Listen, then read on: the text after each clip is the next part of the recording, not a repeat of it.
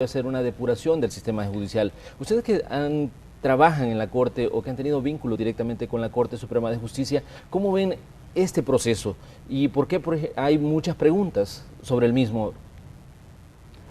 Bueno, si me permite referirme primeramente al tema. En efecto, el concepto de la depuración judicial, en primer lugar, no solamente debe entenderse, aunque así ha sido referido por parte de la población, no solamente debe entenderse como dirigido únicamente hacia los jueces.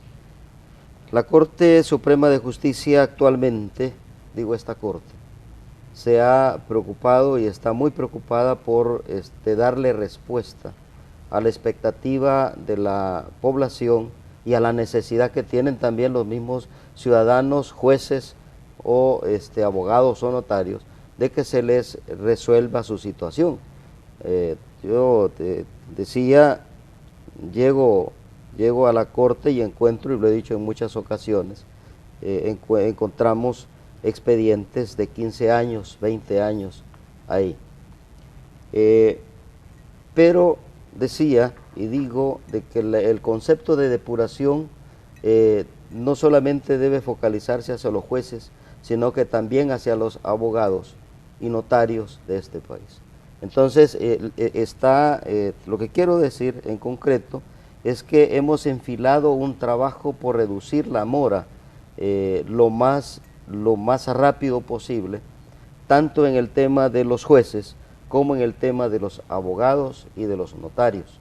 Encontramos una cantidad de prácticas de notarios y de abogados que riñen con su obligación ética y de la obligación de responder, por ejemplo, hacia sus representados. Entonces la Corte está, de hecho el día de ayer, hemos conocido cada sesión, están llegando expedientes a Corte para resolver con resoluciones, ya sea eximiendo de responsabilidad, como también declarando responsabilidades según las conductas lesivas o prácticas dañosas probadas.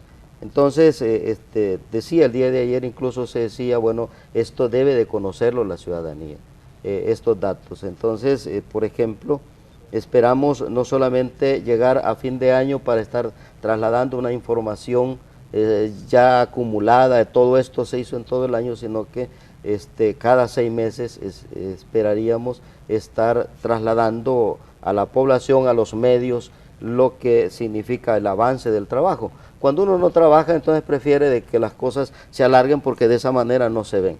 Pero cuando hay mucho trabajo y se están produciendo mes a mes cantidades de evacuación de cantidades de expedientes, entonces hay mucho que informar y mucho que debe conocerse de parte del proceso de depuración.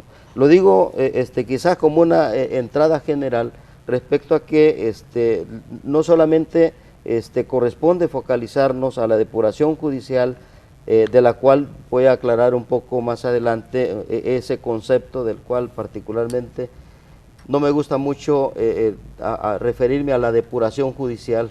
Yo me refiero a la depuración de expedientes que están en las oficinas, de las secciones de investigación judicial o investigación profesional, porque es eso lo que necesitamos. Con los expedientes ahí podrán aparecer responsabilidades o no, se exime o se declara responsable, pero sépase que en su gran mayoría de los expedientes depurados son más grande la cantidad de jueces, por ejemplo, que se les exime de responsabilidad. Y como lo he dicho en muchas ocasiones, las razones, los motivos de la denuncia no tienen nada que ver más que con insatisfacciones personales, es decir, que resolvió de una manera y esto no me gustó, entonces yo lo voy a ir a denunciar, y ese es el gran problema cuando no se depuran a tiempo los expedientes.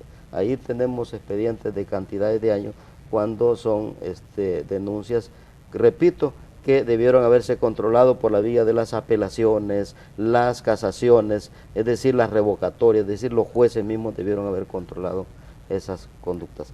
Pero en términos generales, quizás de entrada, repito, hago esta reflexión en torno a estos aspectos que forman parte de la actividad diaria, de la actividad permanente de la Corte para poder satisfacer la demanda de la ciudadanía, denuncia contra jueces, denuncia contra abogados y notarios. Y hay que enfrentarlo y hay que resolverlo. Lo de los abogados y notarios no se habla mucho, pero creo que van a conocer dentro de poco estadísticas de cómo se ha evolucionado el proceso de depuración de expedientes por denuncias contra ellos. Mirna, ¿existe una deuda de la Corte Suprema de Justicia en materia de depuración del sistema judicial? Bueno, efectivamente, cuando se dan los acuerdos de paz, una de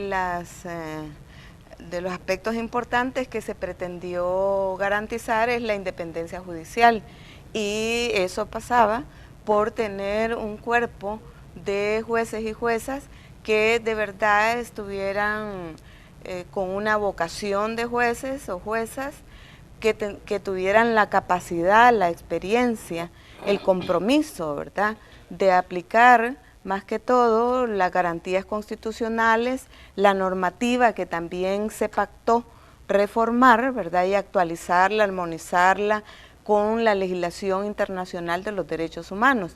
Pero sobre todo se identificó que el órgano judicial pues había sido incluso partícipe de las violaciones sistemáticas a los derechos humanos, y que obviamente en lugar de jugar el papel de juzgar, perseguir a los violadores de derechos humanos, se jugaba un papel realmente atroz en beneficio de la impunidad, y no solamente en el ámbito penal, ¿verdad?, en el ámbito civil, en el ámbito laboral, y definitivamente pues se habló incluso de que la Corte en pleno debería de renunciar, o la misma Asamblea Legislativa debió haber tomado pues las acciones pertinentes. Sin embargo, esto no se hizo.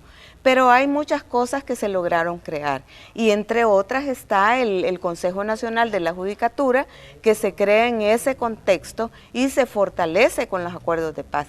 Precisamente el tener un Consejo Nacional de la Judicatura que está encargado de la capacitación para garantizar que quien va a formar parte de una terna que propone el Consejo a la Corte Suprema de Justicia va a tener pues la calidad de abogado o abogada de la República, con un criterio ético, pero también con un manejo de la legislación y el compromiso de ser imparcial, el compromiso de ser incorruptible, ¿verdad?